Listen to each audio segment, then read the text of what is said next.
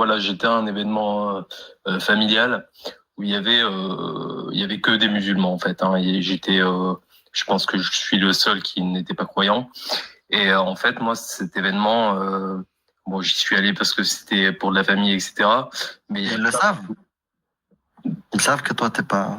Alors, mes parents le savent, mais on n'en parle pas au reste de la famille. Ok. Voilà, pour faire ça. Et en fait, il y a des choses qui m'ont beaucoup dérangé.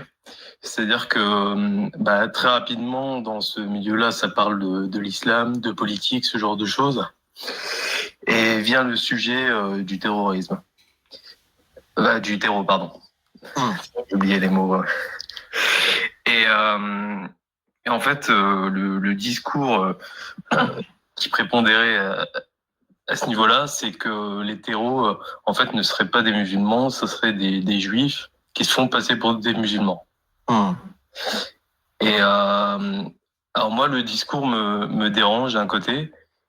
Je sais pas ce qui permet de croire ça. Et en même temps, je voulais pas créer une mauvaise ambiance en remettant tout en question, même si certaines personnes ont vu que j'avais des désaccords. Voilà, pendant certaines discussions ou autres. Donc, je pense que j'étais un peu vu comme l'homme à abattre parce que je remettais en question, etc. Et en même temps, faut savoir qu'il y avait également un imam à cet événement. Donc, une cinquantaine de personnes, de musulmans avec un imam, etc. Et en fait, les personnes qui parlaient du fait que ces terreaux seraient des juifs déguisés en musulmans, ils avaient une parole que tout le monde... ils représentaient une autorité. Voilà, exactement. C'était une grande autorité et il y avait une approbation totalement catégorique. Et unanime, ta mère. Ouais, totalement. Et moi, ça m'a beaucoup dérangé parce que je voyais que ça se basait vraiment sur du vent, hein, tout ça. En posant des questions et autres, ça se base sur rien du tout.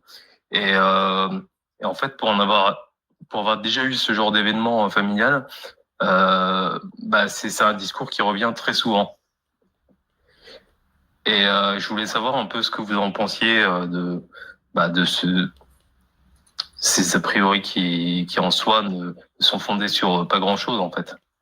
C'est pas un a priori, hein, c'est l'excuse pour pas avoir à justifier que ça vient bien des textes de l'islam et de devoir les dénoncer. Hein. C'est juste de la déresponsabilisation. Et c'est tellement plus facile de faire comme ça, parce que comme tu l'as dit, quand tu es une autorité religieuse, c'est bon, les gens ils cherchent même pas à savoir et à comprendre. Donc non, ils savent très bien ce qu'ils font. Et peut-être qu'ils le pensent même, hein, parce que peut-être qu'ils connaissent pas ce qu'il y a dans les textes. Mais c'est plus facile de faire comme ça. C'est une déresponsabilisation des textes de l'islam. Ça évite d'avoir à en parler. Ah c'est pas des musulmans, c'est des juifs. Quoi? Si les sionistes, c'est trop facile en fait. Et en dehors d'un cercle où tu sais que tu vas convaincre, jamais ils tiendront ces discours, ils oseront pas. Ils savent que ça tiendra pas en fait.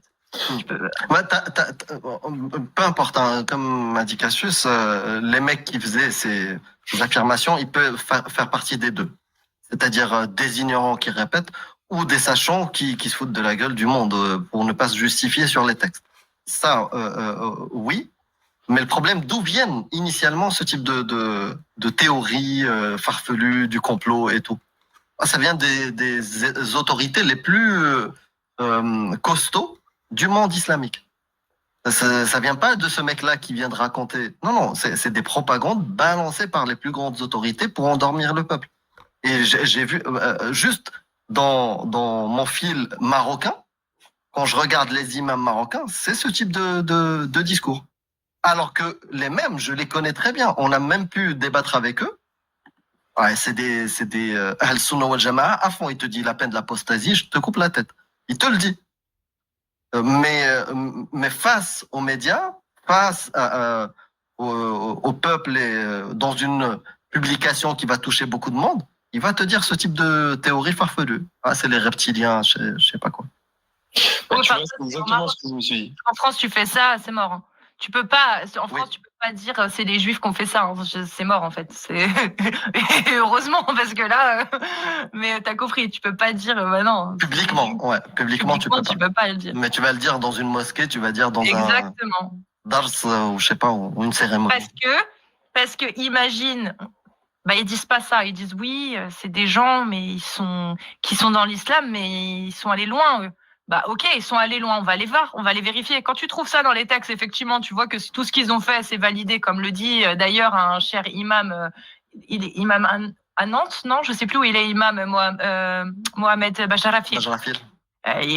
Quand tu dis ça, les gens vont chercher après et ils voient que ça vient bien de l'islam. C'est un trop grand risque. Les gens, c'est un trop gros risque que les gens sortent en fait. Bah, si je dis ça, c'est parce que j'ai des bonnes raisons de le dire. Shir El-Fawzan l'a exprimé dans ses conférences avec des imams en disant il faut cacher certains textes aux musulmans, aux croyants, parce que sinon ils apostasieraient. Parce qu'ils n'ont pas les outils de compréhension qu'on a aujourd'hui. Genre. Nous. Et en fait, ce qui est intéressant aussi, c'est de voir que typiquement, ce genre de pensée, moi, de ce que je comprends, c'est qu'il y en a beaucoup qui peuvent l'avoir, mais qui vont pas le dévoiler en public. Et ça, je trouve ça dangereux, parce qu'au final, quand tu regardes la partie communautariste entre elles, elles se partagent des informations basées sur du vent. Et au final, tu peux pas avoir de contradicteurs, étant donné que ils n'en parlent qu'entre eux.